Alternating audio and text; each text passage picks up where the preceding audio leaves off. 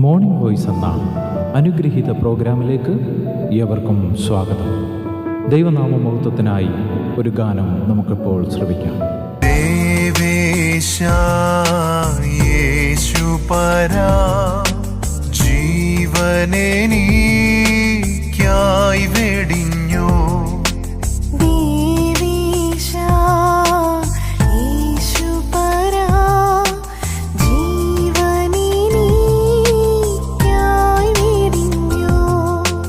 ജീവനറ്റ പാപികൾക്കു നിത്യജീവൻ കൊടുപ്പാനായി നീ മരിച്ചോ, നിത്യജീവൻ കൊടുപ്പാനായി നീ മരിച്ചോ.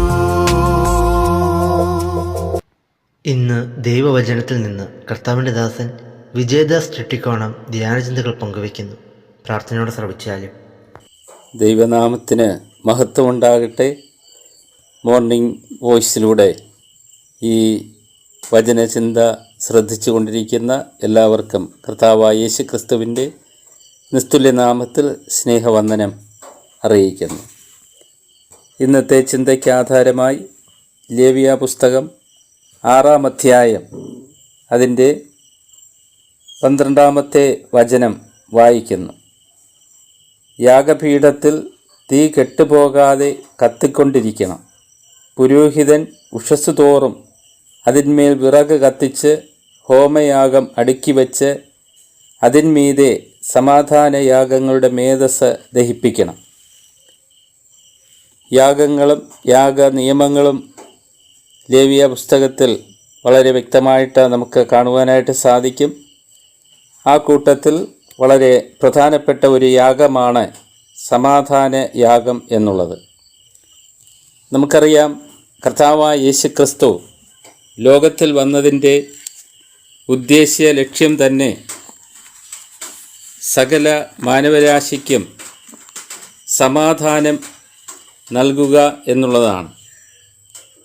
അതിനുള്ള ബന്ധത്തിൽ കർത്താവ് തന്നെ ചെയ്ത കാര്യമാണ് അവൻ ഇരുപക്ഷത്തെയും ഒന്നാക്കിക്കൊണ്ട്, എന്ന് പറഞ്ഞാൽ മനുഷ്യനെയും ദൈവത്തെയും തമ്മിൽ അകറ്റി നിർത്തിയിരുന്ന പാപമാകുന്ന നടിച്ചുവരിനെ നീക്കുവാൻ തക്കവണ്ണം തൻ്റെ സ്വന്തം ശരീരത്തിൽ താൻ ദൈവവും മനുഷ്യനും തമ്മിലുണ്ടായിട്ടുള്ള ആ ശത്രുതയ്ക്കും പരിഹാരം വരുത്തിക്കൊണ്ട് സമാധാനം ഉണ്ടാക്കിയെന്നാണ് ദൈവത്തിൻ്റെ വചനം നമ്മളെ ഓർപ്പിക്കുന്നത്.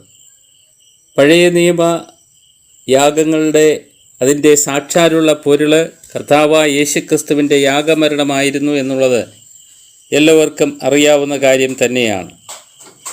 എബ്രായ ലേഖനം 10-ാം അധ്യായം അതിൻ്റെ 1-ാമത്തെ വചനം നമ്മളിങ്ങനെ വായിക്കുന്നു. ന്യായപ്രമാണം വരുവാനുള്ള നന്മകളുടെ നിഴലല്ലാതെ കാര്യങ്ങളുടെ സാക്ഷാൽ സ്വരൂപമല്ലായതുകൊണ്ട് ആണ്ടുതോറും ഇടപെടാതെ കഴിച്ചു വരുന്ന അതേ യാഗങ്ങളാൽ അടുത്തു വരുന്നവർക്ക് സൽഗുണപൂർത്തി വരുത്തുവാൻ ഒരു നാളും കഴിവുള്ളതല്ല. അവിടെ കടന്നു വരുന്ന ആരാധനക്കാർ അല്ലെങ്കിൽ പാപപരിഹാരം വരുത്തുവാൻ ആഗ്രഹിച്ചെത്തുന്ന ആളുകൾക്ക് പൂർണ്ണ സമാധാനം വരുത്തുവാൻ കഴിയാത്തതും, അതുപോലെ അവരുടെ പാപങ്ങൾക്ക് പരിപൂർണമായിരിക്കുന്ന പരിഹാരം വരുത്തുവാൻ കഴിയാത്തതുമായ യാഗങ്ങളെ ഇടവിടാതെ അർപ്പിച്ചുകൊണ്ടിരുന്ന ദൈവാലയ കർമ്മങ്ങൾ അനുഷ്ഠിച്ചു പോന്ന പുരോഹിതന്മാരെയും അതുപോലെ മഹാപുരോഹിതന്മാരെയും നമുക്ക് കാണുവാനായിട്ട് സാധിക്കുന്നതാണ്. എബ്രായ ലേഖനം തന്നെ 10-ാം അധ്യായം അതിൻ്റെ 11-12 വചനങ്ങൾ നമ്മൾ വായിക്കുന്നു. ഏത് പുരോഹിതനും ദിവസേന ശുശ്രൂഷിച്ചും പാപങ്ങളെ പരിഹരിക്കുവാൻ ഒരു നാളും കഴിയാത്ത അതേ യാഗങ്ങളെ കൂടെ കൂടെ കഴിച്ചും കൊണ്ട് നിൽക്കുന്നു. യേശുവോ പാപങ്ങൾക്ക് വേണ്ടി ഏകയാഗം കഴിച്ചിട്ട് എന്നേക്കും ദൈവത്തിൻ്റെ വലത്ത് ഭാഗത്ത് ഇരുന്നു കൊണ്ട് എന്ന് തുടങ്ങി താഴോട്ട് നമ്മൾ വായിക്കുന്നു. തൻ്റെ ശത്രുക്കൾ തൻ്റെ പാദപീഠം ആകുവോളം കാത്തിരിക്കുന്നു എന്നാണ്. പ്രിയമുള്ളവരെ, കർത്താവായ യേശു ക്രിസ്തുവിൻ്റെ ക്രൂശ് മരണം കൊണ്ട് മനുഷ്യവർഗത്തിനുണ്ടായ ഏറ്റവും വലിയ അനുഗ്രഹം പാപങ്ങളുടെ മോചനമാണ്. പാപങ്ങളുടെ മോചനം സാധിച്ചതിലൂടെ മനുഷ്യവർഗത്തിന് ഉണ്ടായ മറ്റൊരു ഏറ്റവും വലിയ അനുഗ്രഹം എന്ന് പറയുന്നത് ദൈവത്തോടുള്ള സമാധാനമാണ്. ദൈവവും മനുഷ്യനുമായിട്ടുണ്ടായിരുന്ന ശത്രുത്വം എന്നേക്കുമായിട്ട് മാറി. തന്നെയുമല്ല, എന്നേക്കും മരണഭീതിയാൽ അടിമകളായി കഴിഞ്ഞിരുന്ന മനുഷ്യവർഗത്തിന് വേണ്ടി പാപത്തിൻ്റെ ശമ്പളമായ മരണം യേശുക്രിസ്തു അനുഭവിച്ചു എന്നുള്ളതാണ്. തന്നെയുമല്ല, കർത്താവായ യേശുക്രിസ്തു വാഗ്ദാനം ചെയ്തതുപോലെ ഞാൻ എൻ്റെ സമാധാനം നിങ്ങൾക്ക് തരുന്നു. ആ പറഞ്ഞതിൻ്റെ യഥാർത്ഥമായിരിക്കുന്ന ആശയം എന്ന് പറയുന്നത് കർത്താവായ യേശുക്രിസ്തുവിൻ്റെ ആ ജഡാവതാരം കൊണ്ട് മനുഷ്യവർഗത്തിൻ്റെ മുഴുവൻ പാപങ്ങളെയും തൻ്റെ സ്വന്തം ശരീരത്തിൽ ഏറ്റെടുത്തുകൊണ്ട് കർത്താവായ യേശുക്രിസ്തു ക്രൂശിൽ യാഗരക്തം ചിന്തിയതിലൂടെ മനുഷ്യന് എന്നേക്കുമുള്ള സമാധാന പൂർത്തി വരുത്തി എന്നുള്ളതാണ്. അപ്പോൾ ആ ദൈവിക സമാധാനം, ആ ദൈവികമായിരിക്കുന്ന സന്തോഷം, ദൈവികമായിരിക്കുന്ന പ്രത്യാശ ഇന്ന് എത്ര ആളുകൾക്ക് അനുഭവിക്കുവാനായിട്ട് കഴിയുന്നുണ്ട്. വാസ്തവത്തിൽ കർത്താവായ യേശുക്രിസ്തുവിൻ്റെ ആ ചോരച്ചൊരിച്ചിൽ മുഖാന്തരം ഉണ്ടായിട്ടുള്ള ആ വീണ്ടെടുപ്പ് മൂലം ഉണ്ടായിട്ടുള്ള നന്മ ദൈവജനത്തിന് ഇന്ന് അനുഭവിക്കുവാനായിട്ടിടയായിട്ട് തീരുന്നുണ്ട്. ലേവ്യ പുസ്തകത്തിൽ നാം വായിച്ചത് സമാധാനത്തിൻ്റെ യാഗം അതർപ്പിച്ചു കഴിഞ്ഞാൽ അതിൻ്റെ തീ അതേ കനലിൽ അതിൽ ജ്വലിച്ചുകൊണ്ട് ഇരിക്കണം എന്നുള്ളതാണ്. എന്ന് പറഞ്ഞാൽ ഒരു ദിവസം കൊണ്ട്, ചില ആഴ്ചകൾ കൊണ്ട്, വർഷങ്ങൾ കൊണ്ട് നിന്നു പോകുന്ന, നിലച്ചു പോകുന്ന സാഹചര്യങ്ങളാൽ മാറ്റപ്പെടുന്ന ഒരു സമാധാനമല്ല ദൈവം ഇസ്രായേൽ ജനത്തിന് യാഗം നിയമിച്ചപ്പോൾ തന്നെ ദൈവം അത് മനുഷ്യവർഗത്തിന് വേണ്ടി ഒരുക്കിയത് നിത്യസമാധാനം എന്നുള്ളതാണ്. അതുകൊണ്ടാണ് ലേവ്യ പുസ്തകത്തിൽ സമാധാനയാഗത്തിൻ്റെ കാര്യം പറയുമ്പോൾ അതിൻ്റെ തീ കെട്ടുപോകരുത്, അത് ജ്വലിച്ചുകൊണ്ടേയിരിക്കേണ്ടത് ആവശ്യമാണ്. രാത്രിയും പകലും എപ്പോഴും അത് ജ്വലിച്ചുകൊണ്ടിരിക്കണം എന്നുള്ളതാണ്. നമുക്കറിയാം, ഇന്ന് സമാധാനത്തിനെന്നുള്ള പേരിൽ ലോകത്ത് മതങ്ങളും രാജ്യങ്ങളും അതുപോലെ തന്നെ രാഷ്ട്രീയ പാർട്ടികളും മാനവികതയുടെയും സമാധാനത്തിൻ്റെയും ഒക്കെ പേരിലും നടത്തുന്നത് എന്താണെന്ന് ചോദിച്ചു കഴിഞ്ഞാൽ അതിരൂക്ഷമായിരിക്കുന്ന യുദ്ധങ്ങളും അതുപോലെയുള്ള ചോരച്ചൊരിച്ചിലുകളാണ് എന്ന് നമുക്ക് കാണുവാനായിട്ട് സാധിക്കും. എന്നാൽ അതുകൊണ്ട് ആർക്കെങ്കിലും എന്തെങ്കിലും സമാധാനവും ശാന്തിയുമല്ല ഉണ്ടാകുന്നത്, മറിച്ച് പിന്നെയും പിന്നെയും അശാന്തിയും അസമാധാനവും വർദ്ധിക്കുകയാണ് ലോകത്ത് ചെയ്തുകൊണ്ടിരിക്കുന്നത്. എന്നാൽ നമുക്ക് ദൈവത്തിൽ വായിക്കുവാനായിട്ട് സാധിക്കുന്നത് രക്തം ചൊരിഞ്ഞിട്ടല്ലാതെ വിമോചനമില്ല എന്ന് പറഞ്ഞുകൊണ്ട് ദൈവത്തിൻ്റെ അരുളപ്പാട് വളരെ വ്യക്തമായിട്ട് നമുക്ക് കാണുവാനായിട്ട് സാധിക്കും.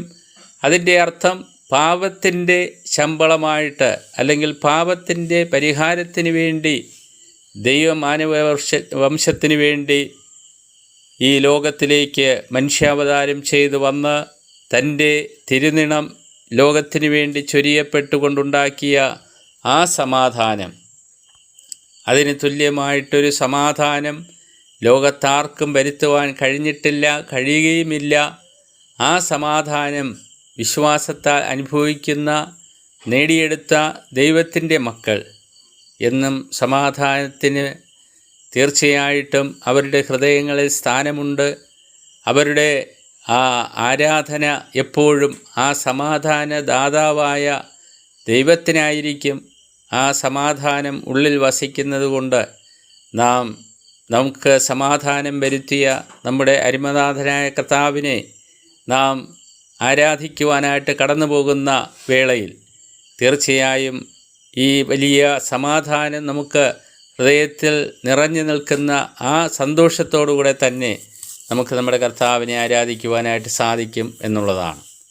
പ്രിയമുള്ളവർ, അതിനുവേണ്ടി കർത്താവ് ചിന്തിയ ആ രക്തം, ആ പരിഭാവനമായ രക്തം, നിഷ്കളങ്കവും നീതി നിറഞ്ഞതുമായിരിക്കുന്ന രക്തം, ആ രക്തത്തിൻ്റെ വില യാതൊന്നിനോടും താരതമ്യം ചെയ്യുവാനോ ഉപമിക്കുവാനോ കഴിയാതെ വണ്ണം വിലയേറിയതാണ് എന്ന് ദൈവത്തിൻ്റെ വചനം നമ്മളെ ഓർപ്പിക്കുന്നു.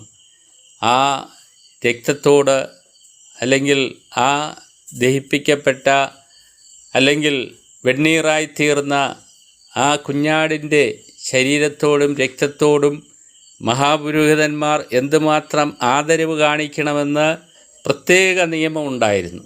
അത് ബോധിച്ച സ്ഥലത്ത് കൊണ്ടുപോയി ഇടാനായിട്ട് പാടില്ല. അതിൻ്റെ ഒരു തുള്ളി രക്തം വീഴുന്ന സ്ഥലം അതെങ്ങനെ കരുതണം, സൂക്ഷിക്കണം, അതെല്ലാം പ്രത്യേകമായി പറയുന്നത് നമുക്ക് കാണുവാനായിട്ട് സാധിക്കും. അതെല്ലാം ഇപ്പോൾ വിവരിക്കുവാൻ കഴിയുന്നില്ല. എന്നാൽ നമ്മളൊരു കാര്യം ഓർക്കണം, നമുക്ക് സമാധാനമായി തീർന്ന ലോകത്തിൻ്റെ പാപം ചുമന്നൊഴിച്ച ദൈവകുഞ്ഞാടിൻ്റെ ആ ശരീരത്തിൻ്റെയും രക്തത്തിൻ്റെയും അടുക്കലേക്ക് നാം കടന്നു പോകുമ്പോൾ നമുക്ക് ആ പരിപാവനത കാത്തു സൂക്ഷിക്കുവാൻ ഇടയായിട്ട് തീരേണ്ടതാണ്. ആ ആദരവ് നമുക്ക് നൽകുവാൻ കഴിയേണ്ടത് ആവശ്യമാണ്. കാരണം നമുക്ക് എന്നേക്കും സമാധാന പൂർത്തി വരുത്തിയിരിക്കുകയാണ്. എന്നേക്കും ആ യാഗങ്ങളുടെ പൂർത്തീകരണമായി എന്താണോ ലഭിക്കേണ്ടിയിരുന്നത് ആ പാപങ്ങളുടെ എന്നേക്കുമായുള്ള പരിഹാരം വരുത്തിയിരിക്കുകയാണ്. അതുകൊണ്ട് അത്യന്തം പരിപാവനതയോടും വിശുദ്ധിയോടും വിശ്വസ്തയോടും കൂടെ നമ്മുടെ കർത്താവിനെ നമുക്ക് ആരാധിക്കാം. വീണ്ടും മടങ്ങി നമസ്കരിക്കുവാൻ ഈ ചിന്തകളും ഉപകരിക്കട്ടെ. ദൈവനാമം എന്നും എന്നേക്കും വാഴ്ത്തപ്പെടുമാറാകട്ടെ. ഇതുവരെ ഞങ്ങളെ ശ്രദ്ധിച്ച എല്ലാവർക്കും വീണ്ടും വരുന്ന കർത്താവിൻ്റെ വിശുദ്ധമായ യേശുക്രിസ്തുവിൻ്റെ നാമത്തിൽ ഞങ്ങളുടെ സ്നേഹവന്ദനം അറിയിക്കുന്നു. കർത്താവ് നമ്മളെല്ലാവരെയും അനുഗ്രഹിക്കുമാറാകട്ടെ. ആമേൻ.